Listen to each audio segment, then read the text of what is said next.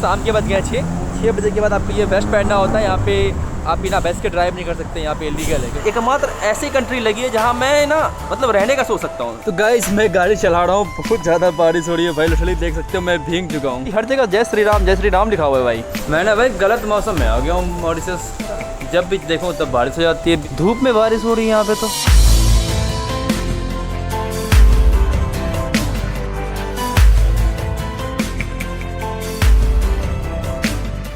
Good evening guys and welcome back to the channel. तो कैसे हो आप लोग, एक वापस से नए वीडियो आपका स्वागत करता हूँ। फिलहाल भाई इस वक्त मैं हूँ, ये एक्चुअली ये जगह इंडिया से काफ़ी कनेक्टेड है। इसे कहते हैं आप्रवासी घाट।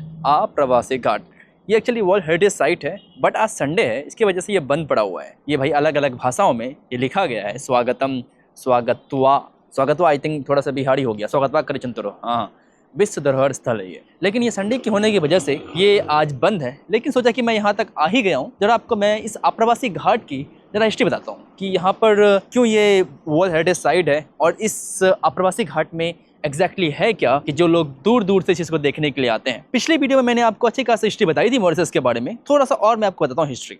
जैसे कि मैंने आपको बताया था कि सबसे पहले मॉरिशस के अंदर अरब्स आए थे, अरब्स ने डिस्कवर किया था, अरब सेलर्स ने डिस्कवर किया था मॉरिशस कंट्री को, मॉरिशस आइलैंड को। उसके बाद पोर्तुगीज आए, पोर्तुगीज ने देखा और लेकिन यहाँ पर सेटल नहीं हुए। उसके डच पहली बार उन्होंने सेटल डाउन किया, वो छोड़ के चले गए। उसके बाद फ्रेंच आए, जहां पर उन्होंने स्टार्ट किया शुगर प्लांटेशन, मतलब यहाँ पे गन्ने की खेती स्टार्ट की और गन्ने से उन्होंने शुगर निकालना स्टार्ट किया। लेकिन फ्रेंच के जाने के बाद जब ब्रिटिश आए यहाँ पर, तो वो जो फ्रेंच लोग थे, जो फ्रेंच यहाँ पे काम कर रहे थे, जो फ्रेंच ऑन करते थे इस गन्ने के प्लांटेशन को, वो लोग यहीं रह गए। वो लोग भाई फ्रेंच के जाने के बाद यहाँ से निकले नहीं, तो ब्रिटिश के राज में फ्रेंच लोग काम करते थे। लेकिन 1835 में ब्रिटिश ने भाई स्लेवरी पर रोक लगा दी। स्लेवरी को एबोलिश कर दिया गया, मतलब अब गुलाम को एबोलिश कर दिया गया 1835 में ब्रिटिश के द्वारा। क्योंकि उससे पहले जो यहाँ पर काम करते थे यहाँ पे गन्ने के प्लांटेशन पे, वो भाई थे अफ्रीकन स्लेव्स, वेस्ट अफ्रीका से लोग आए हुए थे और यहाँ पर काम करते थे 1835 के अंदर। लेकिन जब ब्रिटिश ने स्लेवरी पर रोक लगा दी, तो अब इस फ्रेंच वाले जो भी सेटलर्स थे यहाँ पे, जो फ्रेंच के जो लोग थे, उनको तो कुछ चाहिए होगा ना भाई, कौन काम करेगा आपके यहाँ। क्योंकि जो स्लेव को रोक लगाने की वजह से जो ये अफ्रीकन लोग थे, उन्होंने कहा मैं भाई साहब हम काम नहीं करेंगे, अपना ढूंढो आप, हम काम नहीं करने वाले हैं। तो फिर ब्रिटिश उन्होंने कहा क्यों नहीं हम इंडिया से लोगों को लेके आए और यहाँ पे इनसे काम करवाएं, स्पेशली इंडिया में जहाँ पर ज्यादा भुखमरी है। उस समय भाई बिहार में जब बहुत ज्यादा भुखमरी हुआ करती थी, बिहार यूपी के रीजन में भुखमरी थी, वहाँ पे बाढ़ आ रखे थे, वहाँ पे फैमिली आ रखा था, तो वहाँ पे आर्थिक स्थिति बहुत ज्यादा खराब थी बिहार की और यूपी वाले एरिया की। तो लेबरर्स ने एग्रीमेंट साइन किया कि भाई साहब हम यहाँ पे 5 साल के लिए आएंगे और यहाँ पे 2 रुपए पर महीने के हिसाब से पैसे कमाएंगे, 5 साल काम करके वापस इंडिया चले जाएंगे और पैसे जो बचेंगे फैमिली को जाके देंगे। वहाँ पे इतनी ज़्यादा भुखमरी थी बिहार के अंदर, तो उनको कुछ ना कुछ तो काम ढूंढना था। तो इसकी वजह से वो लोग यहाँ पर आने के लिए एग्री हुए। तकरीबन 5 लाख इंडियंस, मतलब 5 लाख इंडियंस की अगर मैं बात करूं तो उसमें मेजोरिटी मैं कहूँगा बिहारी से और उसके अलावा यूपी से थे। Present day UP and Bihar से जनरली लोग यहाँ पर आए थे। कुछ लोग गुजरात से भी आए थे, बहुत सारे लोग एक्चुअली कलकत्ता से भी आए थे और बहुत कुछ लोग आपके तमिलनाडु से भी आए थे। तो पूरी इंडिया से लेके आया गया था, लेकिन मेजोरिटी जो आए थे वो एक्चुअली बिहार से थे। इसलिए आज यहाँ की जो वन ऑफ द लैंग्वेज जो लोग बोली जाती है वो भोजपुरी है, क्योंकि मेजोरिटी ऑफ द लोग जो आए थे वो बिहार से आए थे। इसी घाट से वो आया करते थे। तकरीबन 5 लाख इंडियंस यहाँ पर आए थे, इंडियन मजदूर यहाँ पर आए थे और उनकी आर्थिक स्थिति कुछ ज़्यादा ही खराब थी। इंडियंस को चूज़ करने का एक और रीज़न ये था कि जो अफ्रीकन्स थे या कहाँ से अगर चाइनीज़ थे, उनको इन चीज़ में एक्सपीरियंस नहीं था, खेती करने में एक्सपीरियंस नहीं था। हमारे भाई बिहार और यूपी में गन्ने की खेती होती है, तो उनकी वजह से उनको ऑलरेडी एक्सपीरियंस था। तो उनको लगा कि कुछ ऐसे लोगों को यहाँ पे लेके आना चाहिए जिनके पास ऑलरेडी एक्सपीरियंस हो गन्ने की खेती करने का। इसलिए उन्होंने बिहार और यूपी के लोगों को चूज किया, ना कि चाइनीज़ या कोई अदर अफ्रीकन कंट्री से लोगों को उठा के लेके आए। इसलिए उन्होंने बिहार और यूपी के लोगों को चूज किया और ये आज एक देश बनाया जो कि बिहार और यूपी के वंशज स्लोली उनके, क्योंकि सारे के सारे मोस्टली लोगों के भाई यहाँ पे ग्रैंड पेरेंट्स इधर बिहार यूपी से हैं, या तो फिर तमिलनाडु से हैं, या तो फिर गुजरात से हैं। जो मुस्लिम्स थे वो भी यहाँ पर आए थे। तो यहाँ पे ऐसा नहीं कि भाई सिर्फ हिंदूज को यहाँ पर उठा के लेके लाया गया था, लेकिन हालांकि हिंदू यहाँ की सबसे बिगेस्ट रिलीजन है, लेकिन उसके साथ साथ यहाँ पे कुछ मुस्लिम्स भी आए थे। और मैंने आपको जो पिछले वीडियो में बताया था कि इस देश की पॉपुलेशन अराउंड 1.2 मिलियन है, मतलब 12 लाख लोग के आसपास इस देश में रहते हैं, इस छोटे से आइलैंड देश में मॉरिशस में रहते हैं। यहाँ के भाई फर्स्ट प्रेसिडेंट यानी प्राइम मिनिस्टर का नाम था सर राम गुलाम। उनका भी जो रूट्स है वो बिहार से ही था। उन्होंने इस देश को आज़ादी दिलाने के लिए अंग्रेजों से फाइट करने के लिए अच्छी खासी भूमिका निभाई थी। तो वो इस देश के पहले प्राइम मिनिस्टर बने थे राम गुलाम सर। उनके भी एक्चुअली नाम भी काफ़ी बिहारी नाम है, राम गुलाम। और दूसरी बात जरा मैं आपको बता दूं कि जब बिहारी या तो जो यूपी के लोग थे वो कैसे यहाँ पर आए, तो वो लोग भाई ट्रेन लेकर कलकत्ता गए कलकत्ता में उन्होंने शिप बोर्ड की और यहाँ पर आने के बाद यहाँ पर उतरे थे अब इस अप्रवासी घाट पे। उनको कभी काफ़ी लोड किया गया था कि आओ यहाँ पर आपको अच्छी कंडीशन मिलेगी, आपको काम करना पड़ेगा, आपको पैसे बहुत ज़्यादा मिलेंगे। उसमें मतलब 5-6 रुपीज़ की बात हुई थी, मतलब 5-6 रुपये भाई आज के 5-6 लाख होते हैं, उस समय ये बात थी। लेकिन यहाँ पर आने के बाद उनसे लिटरली 12-14 घंटे काम करवाया जाता था, 14 घंटे इस धूप में काम कराया जाता था। हालांकि आज धूप नहीं है लेकिन यहाँ पे जनरली धूप होता है। 14 घंटे यहाँ पे उनसे काम कराया जाता था। एक ही रूम में 15-20 लोग रहते थे। तो उनकी जो मतलब उनकी जो कंडीशन थी वो कहीं ना बिहार से और ज़्यादा ख़राब हो गई थी मॉरिशस आने के बाद। तो इसकी वजह से हालांकि उन्होंने उनको कॉन्ट्रैक्ट और बढ़ता गया तो ये यहीं पर रह गए। 1834 में पहली बार यहाँ पे इंडियंस आए थे और अब ये इंडियंस का ही देश हो रखा है फिलहाल अभी।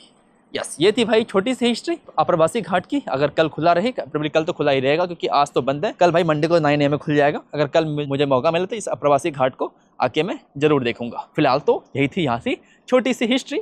लेकिन अगर चलो बात कर लेता हूँ हिस्ट्री की बात, थोड़ा सा रिलीजन के बारे में बात कर लेता हूँ। यहाँ पे कौन से रिलीजन है भाई? यहाँ पे मेजरली 3 बड़े रिलीजन है। सबसे पहला भाई आपका हिंदुज़म यहाँ का सबसे बड़ा रिलीजन है, जो कि 50% के आसपास देश की जो पॉपुलेशन है वो हिंदू है। लेकिन 68% जो पॉपुलेशन है वो इंडियन ऑरिजिन के हैं। तो मतलब उसमें 18% भाई ऑफकोर्स इस्लाम है, लेकिन एक्चुअली इस्लाम की जो परसेंटेज है वो ज़्यादा है। इस्लाम अराउंड 20% के आसपास यहाँ पर है। और उसके बाद आता है क्रिश्चियनिटी, जो कि अराउंड 30% के आसपास है। क्रिश्चियनिटी क्यों यहाँ पर आया? क्योंकि जो यहाँ पे जो फ्रेंच सेटलर्स थे, यहाँ पे जो फ्रेंच लोग जो गुलाम बना के लेके आए थे अफ्रीका से लोगों को, वो लोग क्रिश्चियनिटी फॉलो करते थे। इसकी वजह से अभी भी वो क्रिश्चियनिटी चल रहा है। सबसे बड़ा भाई हो गया आपका हिंदुज़म, उसके बाद क्रिश्चियनिटी, उसके बाद इस्लाम, क्योंकि जो इंडिया से लोग आए थे वो मुस्लिम्स भी थे।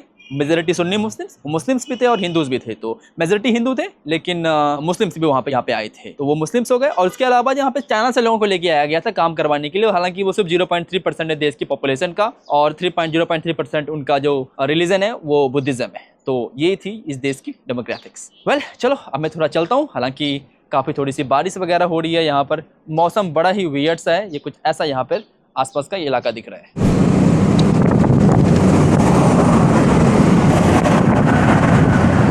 तो गाइज मैं अप्रवासी घाट से फिलहाल आ चुका हूँ। फिलहाल एक हिस्टोरिकल लैंडमार्क है। ये देखो, ये बिल्डिंग्स दिख रही है, कितनी खूबसूरत बिल्डिंग दिख रही है ये।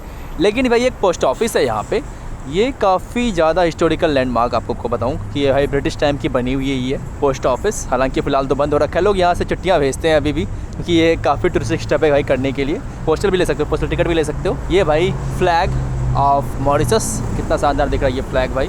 और यहाँ पे जो बिल्डिंग्स भी दिख रही है, स्टेट बैंक ऑफ मॉरिशस ऊपर जो पड़ा हुआ है, काफ़ी ब्यूटीफुल सा है। यही ये सेंटर, छोटा सेंटर है, ज़्यादा बड़ा सेंटर नहीं, छोटा सा सेंटर है। लेकिन जो दिख रहा है काफ़ी खूबसूरत दिख रहा है। हालांकि मुझे लग गई है भूख, जुगाड़ कर रहा हूँ खाने का। शाम के बाद गया 6 बजे के बाद आपको ये वेस्ट पहनना होता है। यहाँ पे आप बिना वेस्ट के ड्राइव नहीं कर सकते, यहाँ पे इलीगल है। क्योंकि आपको लोग देखने चाहिए ना भाई कि आप कहाँ हो नहीं हो, उसको देखने के लिए आपको ये वेस्ट पहनना पड़ता है। चलो वापस से चलते हैं।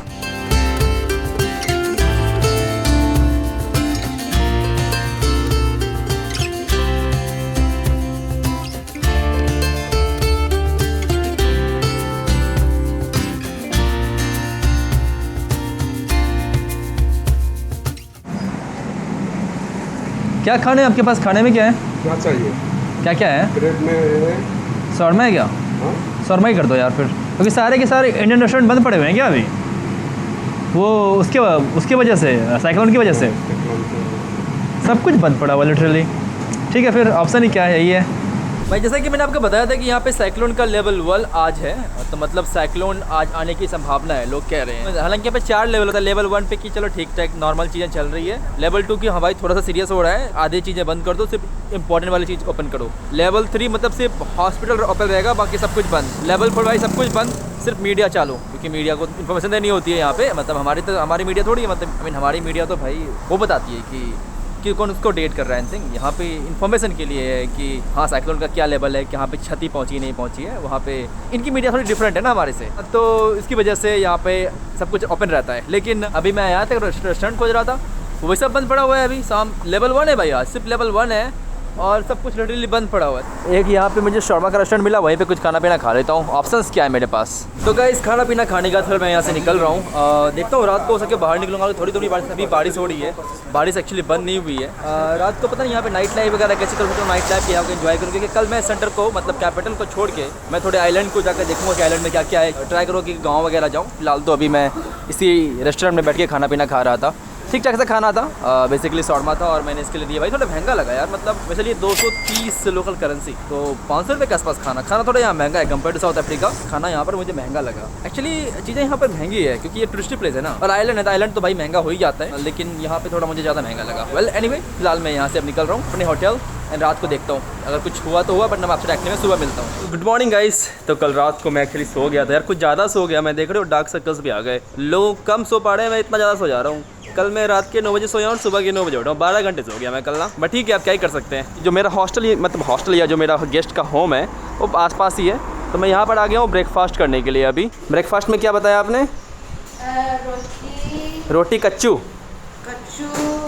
बीन्स मसाला, ओके, और उगाई हम बोलते हैं टमाटो सॉस, ओके, या आप क्या बोलते हैं?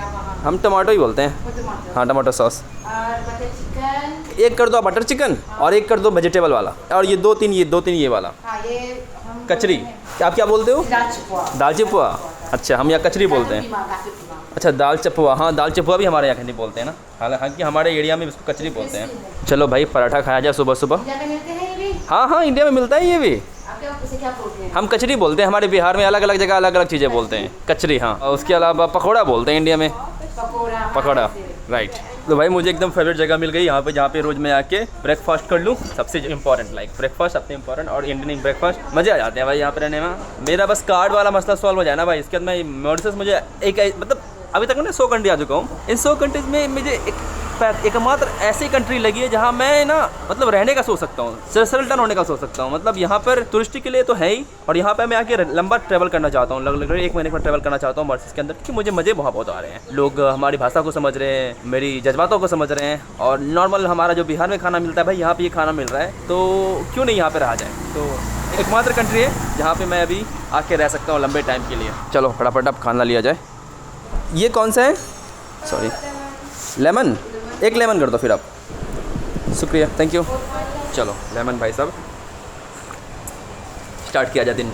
भाई ये देखो मेरे हेलमेट में ना इन्होंने ब्रिटिश का फ्लैग लगा रखा है। वो ब्रिटिश भाई साहब तो यहाँ से चले गए, लेकिन वो जो ब्रिटिश का जो यहाँ पे छोड़ के गए हैं वो अभी तक नहीं गया। इनफैक्ट यहाँ की जो लैंग्वेज है क्रियोल, वो भी फ्रेंच का दिया हुआ है, वो अभी तक यहाँ चल ही रहा है और चलते रहेगा भाई लंबे समय तक। मुझे लगता है कि यहाँ पे लोग भोजपुरी भूल जाएंगे, यहाँ पे लोग हिंदी भूल जाएंगे, लेकिन ये क्रियोल यहाँ की ऑफिशियल लैंग्वेज हो जाएगी, मतलब पूरी तरह से हो जाएगी। सबको आज से 100 साल बाद यहाँ पे आओगे तो किसी को भोजपुरी और हिंदी नहीं आती होगी, लोगों को सिर्फ क्रियोल आती होगी। देखो भाई ऐसे बनाते हैं, पहले इसके ऊपर चिली डाल देंगे, थोड़ा सा अचार डाल देंगे, फिर बटर चिकन डालेंगे इसको, और काइंड ऑफ ये हो जाता है रोल। तो मैं आज 2 रोल खा रहा हूँ, एक तो बटर चिकन रोल और एक वेजिटेबल रोल। और भाई यहाँ पे कच्चू मिल रहा है, जो भी लोग बिहार से देख रहे हैं उनको पता होगा कच्चू क्या होता है। कच्चू भाई एक हमारा एक काइंड ऑफ पोटैटो टाइप का होता है, कच्चू बोलते हैं हमारे बिहार में। अलग अलग जगह में अलग अलग चीज़ें बोलते होंगे, लेकिन यहाँ पर भी लोग भाई कच्चू बोल रहे हैं, बताओ।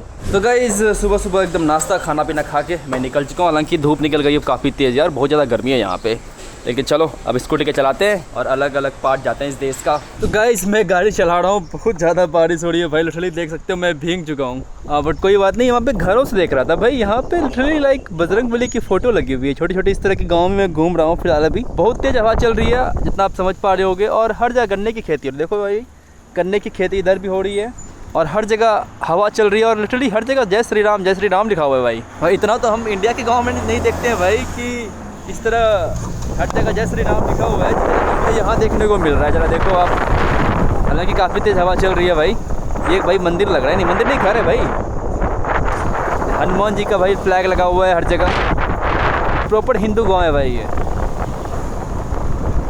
देखिए प्रॉपर गांव की तरफ से मैं पार हो रहा हूँ अभी।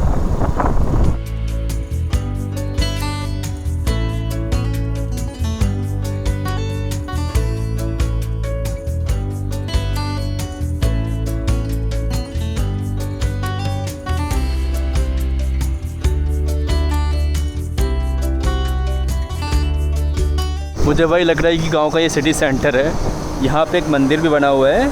मैं ना भाई गलत मौसम में आ गया हूँ मॉरिशस, जब भी देखो तब बारिश हो जाती है, धूप में बारिश हो रही है यहाँ पे, तो बिन बरसात बारिश कर देते हैं यहाँ पे ज़बरदस्ती। अरे पूरी तरह से भीग गया हूँ, नया टी शर्ट खरीदा क्योंकि वो वाला पूरा भीग गया। अभी चला के आ रहा हूँ गाड़ी तरफ 30 मिनट के आसपास, बट कोई नहीं। ये कुछ एक ऐसा गाँव टाइप का है, वहाँ पर फ़िलहाल आ रखा हूँ। ये कुछ ऐसा दिख रहा है यहाँ पर नज़ारा, कुछ लॉटरी करने को समझ ही नहीं आ रहा क्योंकि बारिश ही हो रही है, क्या कर पाऊँगा भाई। और स्पेशली मैं बाइक चला रहा हूँ तो हमेशा बारिश रुकने का नाम ही नहीं ले रही है, बट कोई बात नहीं, ठीक है।